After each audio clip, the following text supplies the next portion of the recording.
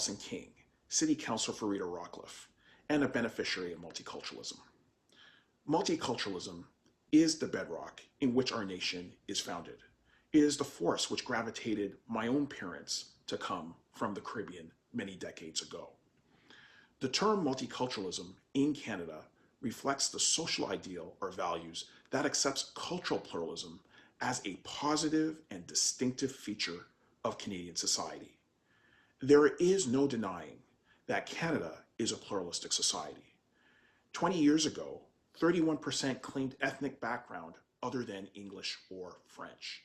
20 years from now, nearly half of Canadians over the age of 15 will have been born somewhere else in the world or have at least one foreign-born parent. According to Statistics Canada, by 2031, nearly 28% of the population will be foreign-born, surpassing the 20th century record set between 1911 and 1931, when 22% of the population was born outside of the country. 47% of second-generation Canadians will belong to a visible minority group, nearly doubling the proportion of 24% reported in 2006, when 5.3 million people in Canada belonged to visible minorities. Within 2 decades, the foreign-born population of Canada will be projected to increase 4 times faster than the rest of the population. The population of Canada's foreign-born might reach between 9.8 million and 12.5 million, depending on various immigration assumptions. The vast majority of visible minorities will continue to flock to Canada's major cities. In Toronto, fully 63% of the population will be made up of visible minorities. The same will be true of more than half of Vancouver's population and nearly a third of Montreal. In Ottawa, a full quarter of our million-person population consists of racialized people. With the literal face of the country changing so quickly, it only seems sensible social policy to continue to embrace the values and the policies of multiculturalism, which help promote social harmony and help to break down discriminatory attitudes and cultural acrimony.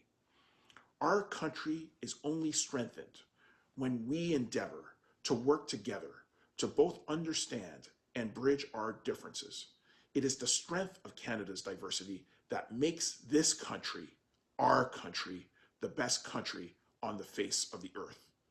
The late Prime Minister Pierre Trudeau acknowledged that if national unity is to mean anything in its deepest personal sense, it must be founded on confidence in one's own individual identity. Only out of this can grow respect for others and a willingness to share ideas, attitudes, and assumptions. He noted that a vigorous policy of multiculturalism could help create this initial confidence and help form the basis of a society which is based on the notion of fair play for all. Trudeau's argument for a multicultural Canada did not engender social engineering. His arguments, which were supported by all political factions at the time of its introduction, was an intelligent response to the changing nature of our country and a way to express respect for basic human dignity. With a dwindling national birth rate, Canada is dependent upon immigration to maintain its population and economic growth. According to statistics, immigration is currently responsible for nearly 2/3 of Canada's population growth. Multiculturalism as a policy welcomes newcomers to our country, expanding the notion of citizenship beyond language, ethnicity, and historical colonial ties. Multiculturalism as a consequence demonstrates Canada's resolve to evolve as a progressive society. Multiculturalism, being a social value, must naturally demonstrate a capacity to constantly evolve to address our immigration rates. As policy, multiculturalism cannot be static and must be more than a mechanism to appease immigrant communities or create greater electoral appeal for the government of the day. Multiculturalism must be a social value that endeavors to make the promise of personal opportunity and socioeconomic betterment more open, inclusive, and accessible to all, regardless of ancestral origin, race, religion, creed, or language. Today, a Canadian-born male who belongs to a visible minority group earns about 18% less than a Canadian-born white male with similar education and experience. For women, economists note that the wage gap is even wider. More acutely, according to a recent Statistics Canada study, Black Canadians are paid less on average than whites. Second-generation Blacks face a wage gap of about 10 to 15% compared with non-visible minorities. In the face of these realities, it is evident that an evolving multiculturalism policy must evolve beyond crude oversimplifications of culture as only being about festivals, cuisine, or cultural history, which leads to pointed overemphasis on the otherness of visible minorities and easy stereotyping about expressions of cultural identity and religious belief. Instead, multiculturalism should evolve through political action towards providing fair access to equal opportunities for visible minorities so that they have a fair chance to contribute to the social, economic, and political fabric of our country. Multiculturalism must also affirm all people's equity when dealing with their governments. Pluralism does not equate to equity. This is a lesson that my parents learned when they came to this country decades ago as teachers and could only find their first jobs in this country as laborers. Fast forward to today and you hear the same story. Educated people come to this country only to work hard to better the lives of their children. But in the end, they find that they cannot obtain a fair shot, and they find that the bedrock of multiculturalism is only sand or clay, the worst of all foundations. As a result, as Canadians and as a society, we need to work harder to ensure everyone has a fair shot. In the City of Ottawa, we have responded to requests by Indigenous, Black, racialized, and religious communities to establish an anti-racism secretariat that will work towards the elimination of systemic racism in our municipal governments, operations, and as well in its services. In Ottawa, we have experienced discrimination through prejudice, ignorance, and racist stereotyping, which ultimately has led to disparities in income, employment, housing, healthcare, and education. In my own ward, just 1 month after my election in April 2019, as the first Black City Councillor in the city's history, a Black family in Rideau-Rockcliffe was subjected to a hate crime where a vandal left a message in black paint on their garage door that had a racially charged word followed by "get out." That was not a situation that we accepted as a community or as a city. As we know, Ottawa has the highest rates of hate crime among Canadian cities, according to numbers released by Statistics Canada. There were 105 hate crimes reported to police, or 9.8 incidents per 100,000 people in 2018. After the specific incident in my ward, we moved quickly as a community and a city to actively take measures to eliminate systemic racism through the creation of an anti-racism office at the municipality. In the city's 2020 budget, Council committed funding for my proposal for the development of an anti-racism office, a corporate anti-racism strategy, and also recently hired a full-time anti-racism specialist.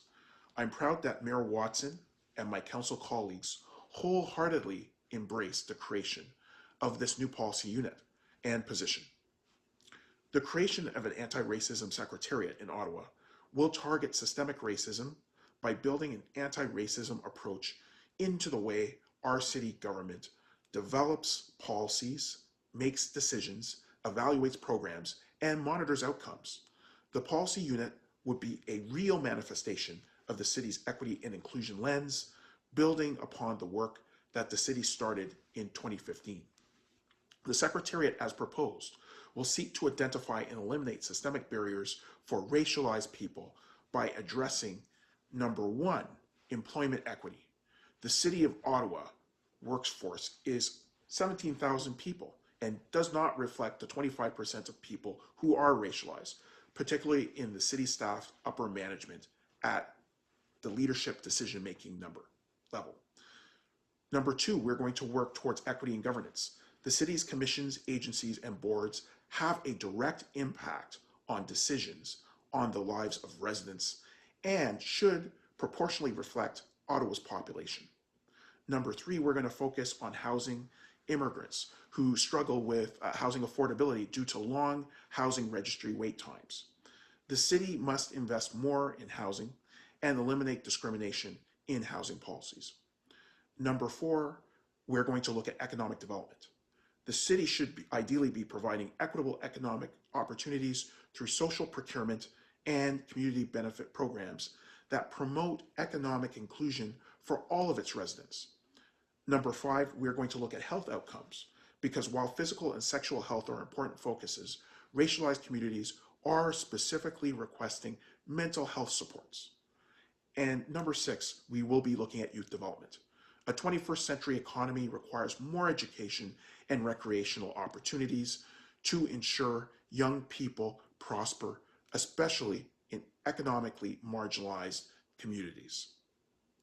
These 6 pillars will be the major areas of focus for consultation and action planning.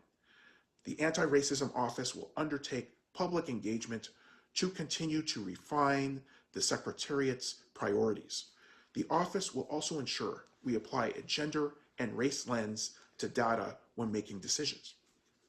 These new initiatives demonstrate the seriousness in which government must take responsibility to identify when members of our community are denied equal opportunity to succeed and to eliminate the systemic barriers creating this inequity, especially in the national capital of a country that has officially adopted a policy of multiculturalism. We recognize that First Nations, Inuit, Métis, new immigrants, and different racialized and religious communities all call Ottawa home and have a right to fully participate in our city. We want residents to know that Council is collectively committed to actual systemic change and to elimination of racism in our city, which is long overdue. These discussions are absolutely essential if we want to achieve progress for equity of opportunity and outcome for all residents in our city and in our country. Thank you for taking the time to listen to me today.